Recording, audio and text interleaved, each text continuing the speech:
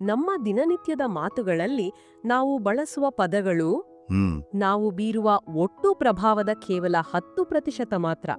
ಅಂದ್ರೆ ನಿಜಕ್ಕೂ ಆಶ್ಚರ್ಯ ಆಗತ್ತೆ ಅಲ್ವಾ? ಖಂಡಿತ ನಂಬೋಕೆ ಕಷ್ಟ ಆದ್ರೂ ಇದು ವಾಸ್ತವ. ಹೌದು.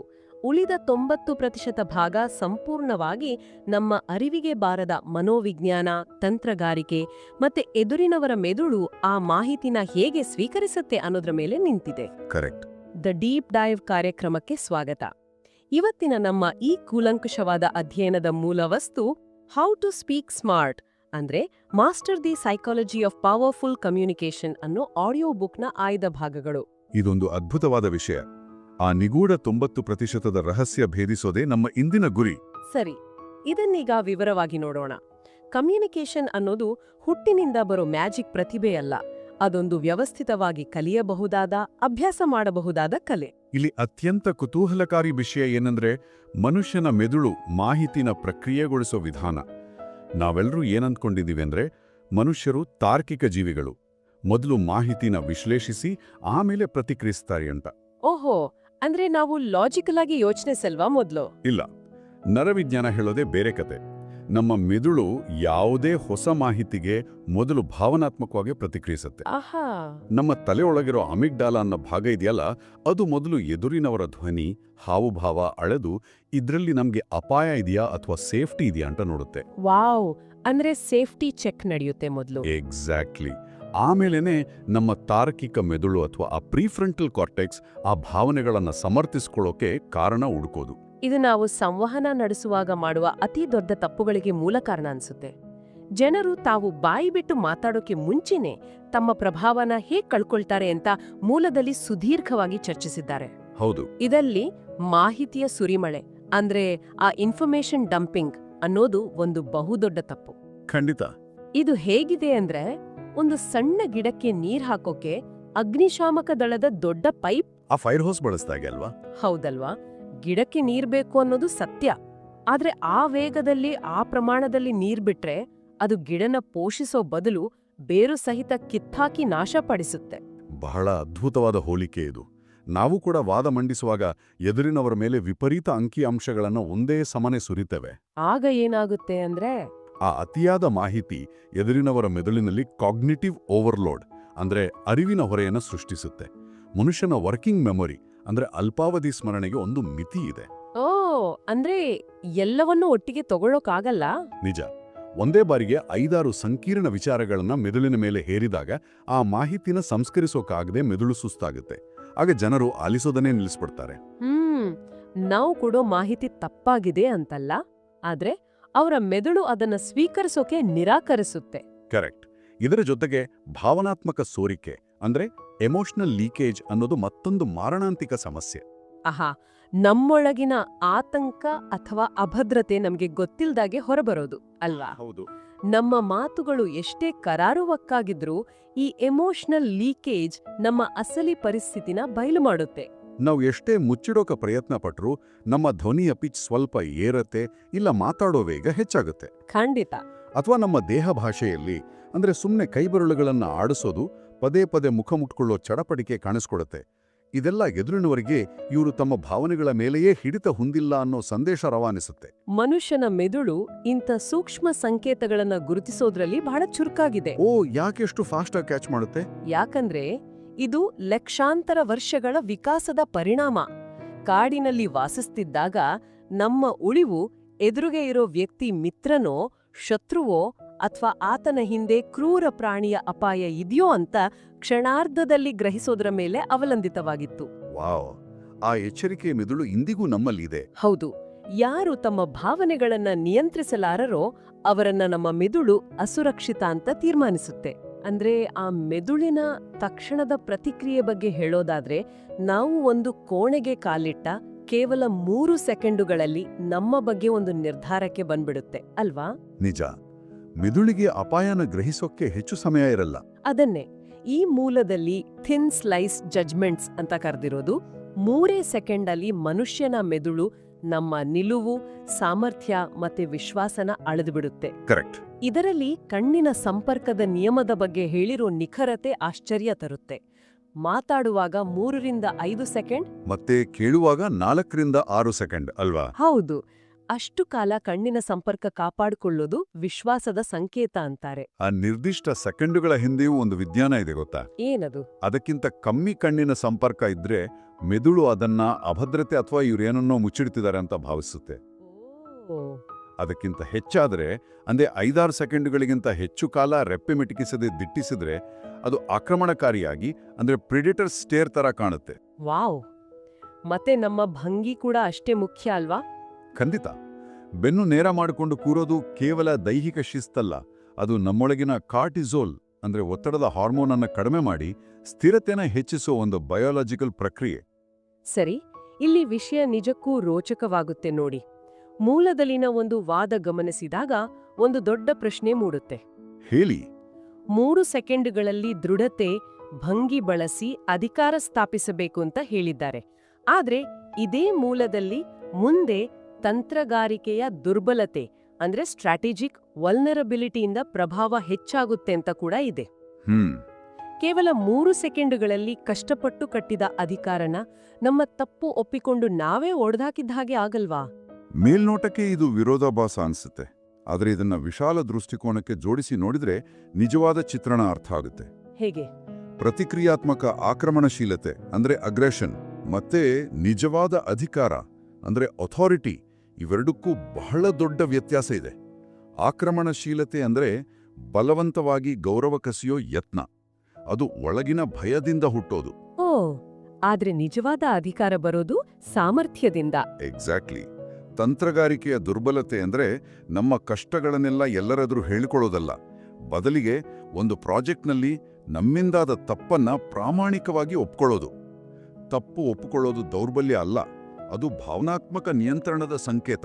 ಅಂದ್ರೆ ಒಂದು ಸಣ್ಣ ತಪ್ಪು ನಮ್ಮ ಇಡೀ ಅಸ್ತಿತ್ವನ ಅಲ್ಲುಗಾಡಿಸೋಕೆ ಸಾಧ್ಯವಿಲ್ಲ ಅನ್ನೋ ಭದ್ರತೆ ನಮ್ಮಲ್ಲಿದೆ ಅಂತ ಎದುರಿನವರಿಗೆ ತೋರಿಸ್ಕೊಡ್ತಿದ್ದೀವಿ. ಕರೆಕ್ಟ್.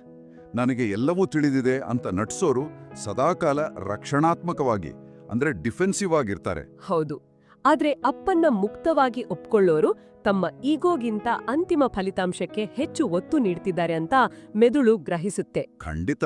ಇದು ಎದುರಿನವರಲ್ಲಿ ನಮ್ಮ ಮೇಲಿನ ನಂಬಿಕೆನ ಹೆಚ್ಚಿಸುತ್ತೆ. ಯಾರು ತಮ್ಮ ಮಿತಿಗಳನ್ನ ಅರಿತಿರ್ತಾರೋ ಅವರನ್ನ ನಂಬಬಹುದು ಅಂತ ನರವಿಜ್ಞಾನ ಹೇಳುತ್ತೆ. ನಿಜ. ಮತ್ತೆ ನಾವು ಕೇವಲ ಭಂಗಿ ಅಥವಾ ಕಣ್ಣಿನ ಸಂಪರ್ಕದ ಮೂಲಕ ಮಾತ್ರ ಪ್ರಭಾವ ಬೀರಲ್ಲ. ಸಂಭಾಷಣೆಯಲ್ಲಿ ನಾವು ಬಳಸೋ ಪದಗಳಿಗಿಂತ ಹೆಚ್ಚಾಗಿ ನಾವು ಬಳಸದೇ ಇರೋ ಪದಗಳು ನಮ್ಮ ಪ್ರಭಾವನ ನಿರ್ಧರಿಸುತ್ತೆ. ಹೌದು. ಮೌನನ ಕಂಡ್ರೆ ಜನರಿಗೆ ವಿಪರೀತ ಭಯ ಗೊತ್ತಾ? ಅಲ್ವಾ? ಸಂಭಾಷಣೆ ಮಧ್ಯೆ 1-2 ಸೆಕೆಂಡು ಮೌನ ಆವರಿಸಿದ್ರೆ ಸಾಕು, ಏನಾದ್ರೂ ಮಾಡಿ ಆ ಖಾಲಿ ಜಾಗನ ತುಂಬಲೇಬೇಕು ಅಂತ ಏನೇನೋ ಮಾತಾಡಕ್ ಶುರು ಮಾಡ್ತಾರೆ. ಆ ಮೌನದ ಭಯವೇ ನಮ್ಮನ್ನು ದುರ್ಬಲರಾಗಿ ಕಾಣುವಂತೆ ಮಾಡುತ್ತೆ.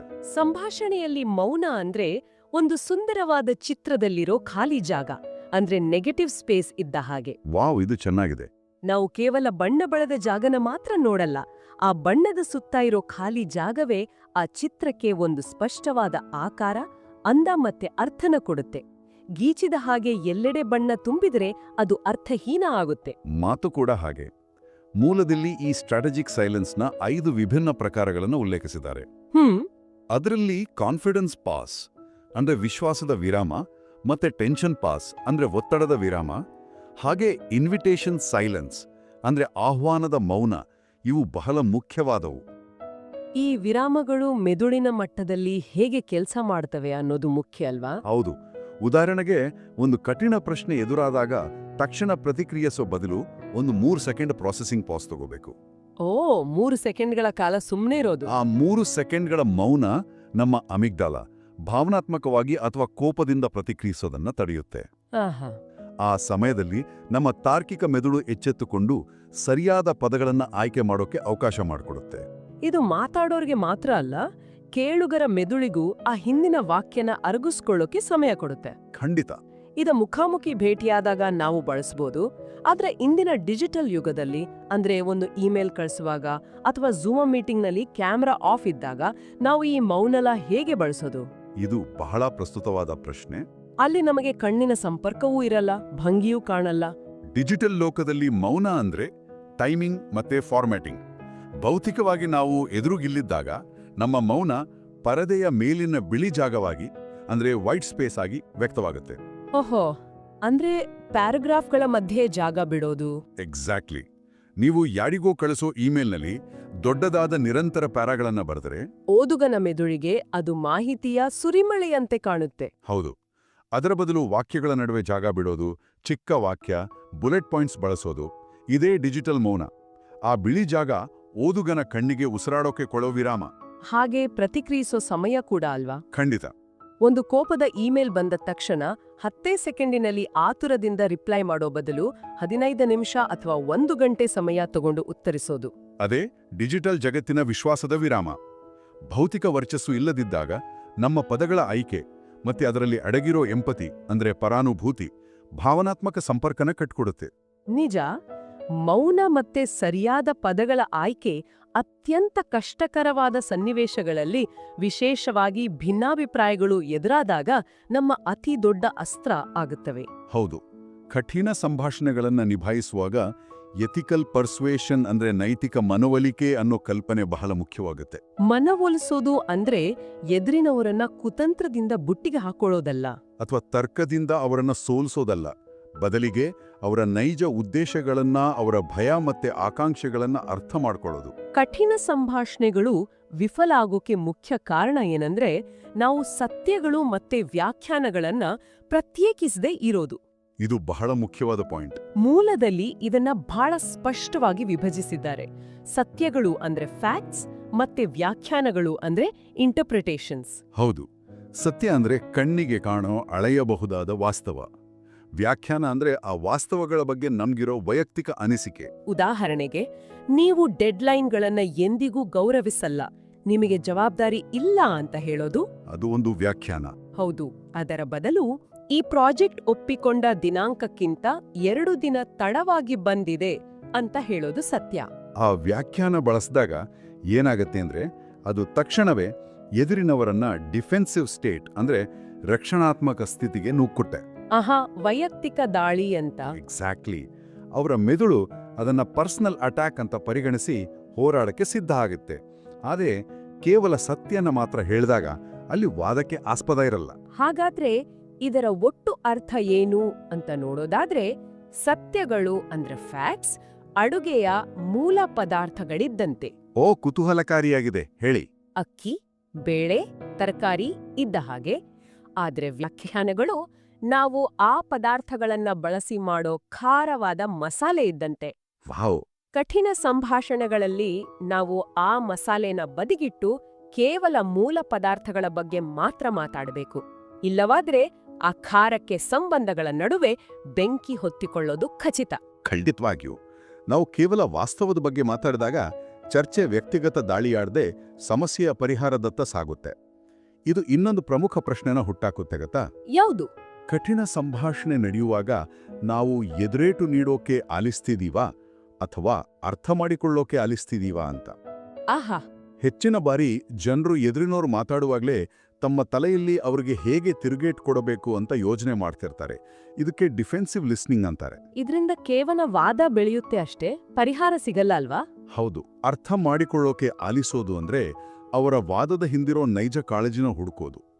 ಭಿನ್ನಾಭಿಪ್ರಾಯಗಳ ನಡುವೆ ಒಂದು ಶೇರ್ಡ್ ಕನ್ಸರ್ನ್ಸ್ ಅಂದ್ರೆ ಸಾಮಾನ್ಯ ಕಾಳಜಿನ ಒಪ್ಕೊಳ್ಳೋದು ಇಲ್ಲಿ ಮುಖ್ಯ ಆಗುತ್ತೆ. ಉದಾಹರಣೆಗೆ, ಒಂದು ಕಚೇರಿಯಲ್ಲಿ ಇಬ್ರು ಸಹೋದ್ಯೋಗಿಗಳ ನಡುವೆ ಒಂದು ಪ್ರಾಜೆಕ್ಟ್ ವಿಷಯದಲ್ಲಿ ಜಗಳ ಆಗ್ತಿದೆ ಅಂದ್ಕೊಳ್ಳೋಣ. ಒಬ್ಬರಿಗೆ ಆ ಪ್ರಾಜೆಕ್ಟ್ ಆದಷ್ಟು ಬೇಗ ಮುಗಿಬೇಕು ಅನ್ನೋ ಕಾಳಜಿ ಇರ್ಬೋದು, ಯಾಕಂದ್ರೆ ಡೆಡ್ಲೈನ್ ಹತ್ರ ಇದೆ. ಕರೆಕ್ಟ್. ಇನ್ನೊಬ್ಬರಿಗೆ ಆ ಪ್ರಾಜೆಕ್ಟ್ನ ಗುಣಮಟ್ಟದಲ್ಲಿ ಯಾವುದೇ ರಾಜಿ ಆಗ್ಬಾರ್ದು, ಅದಕ್ಕಾಗಿ ಇನ್ನಷ್ಟು ಸಮಯ ಬೇಕು ಅನ್ನೋ ಕಾಳಜಿ ಇರ್ಬೋದು. ಮೇಲ್ನೋಟಕ್ಕೆ ಇಬ್ರು ವಿರುದ್ಧ ದಿಕ್ಕಿನಲ್ಲಿ ಜಗಳಾಡ್ತಿರೋ ಹಾಗೆ ಕಾಣುತ್ತೆ.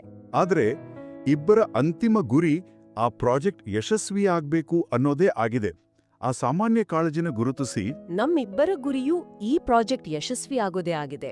ಗುಣಮಟ್ಟವೂ ಮುಖ್ಯ, ಸಮಯವೂ ಮುಖ್ಯ. ಇವೆರಡನ್ನೂ ಸರಿದೂಗಿಸೋ ಮಧ್ಯಮ ಮಾರ್ಗ ಹೇಗೆ ಕಂಡುಹಿಡಿಬೋದು ಅಂತ ಕೇಳಿದಾಗ ಅಲ್ಲಿವರೆಗೂ ವಿರೋಧಿಗಳಾಗಿದ್ದವರು ಒಟ್ಟಿಗೆ ಸೇರಿ ಸಮಸ್ಯೆ ಬಿಡಿಸೋ ಸಹವರ್ತಿಗಳಾಗ್ತಾರೆ. ವಾವ್, ಇದು ಸಂವಹನದ ದಿಕ್ಕನ್ನೇ ಬದಲಾಯಿಸೋ ತಂತ್ರ.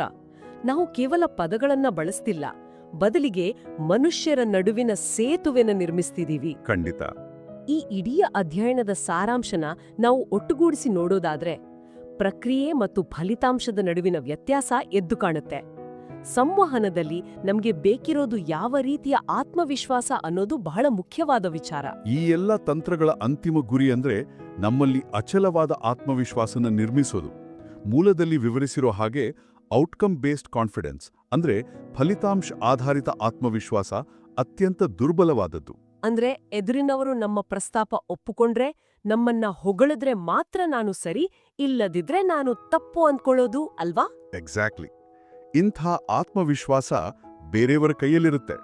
ಆದರೆ ಪ್ರಾಸೆಸ್ ಬೇಸ್ಡ್ ಕಾನ್ಫಿಡೆನ್ಸ್ ಅಂದ್ರೆ ಪ್ರಕ್ರಿಯೆ ಆಧಾರಿತ ಆತ್ಮವಿಶ್ವಾಸ ಹಾಗಲ್ಲ.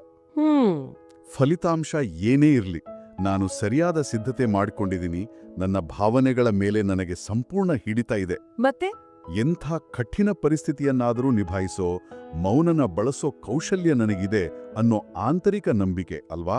ಹೌದು, ಆ ಆಂತರಿಕ ನಂಬಿಕೆಯೇ ಪ್ರಕ್ರಿಯೆ ಆಧಾರಿತ ಆತ್ಮವಿಶ್ವಾಸ. ಇದು ನಮ್ಮನ್ನ ಯಾವುದೇ ಪರಿಸ್ಥಿತಿಯಲ್ಲೂ ದೃಢವಾಗಿರಿಸುತ್ತೆ. ನಿಜ. ಸಂವಹನ ಅನ್ನೋದು ಕೇವಲ ಬುದ್ಧಿವಂತಿಕೆಯ ಮಾತುಗಳನ್ನಾಡೋದಲ್ಲ, ಅದು ನಮ್ಮ ಆಂತರಿಕ ಶಕ್ತಿಯ, ಭಾವನಾತ್ಮಕ ಪ್ರಬುದ್ಧತೆಯ ಅಭಿವ್ಯಕ್ತಿ. ಖಂಡಿತವಾಗಿಯೂ.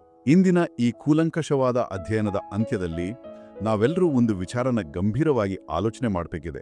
ನಾಳೆ ನಾವೆಲ್ಲರೂ ಒಂದು ಪ್ರಮುಖ ಸಭೆ ಅಥವಾ ಒಂದು ಕಠಿಣ ಸಂಭಾಷಣೆಗೆ ಕಾಲಿಟ್ಟಾಗ ನಮ್ಮ ಗುರಿ ಆ ಕೋಣೆಯಲ್ಲಿ ಅತ್ಯಂತ ಬುದ್ಧಿವಂತನಂತೆ, ಅತಿ ಹೆಚ್ಚು ಮಾಹಿತಿಯುಳ್ಳವನಂತೆ ಮಾತಾಡೋದಾಗಿರಬಾರದು. ಕರೆಕ್ಟ್.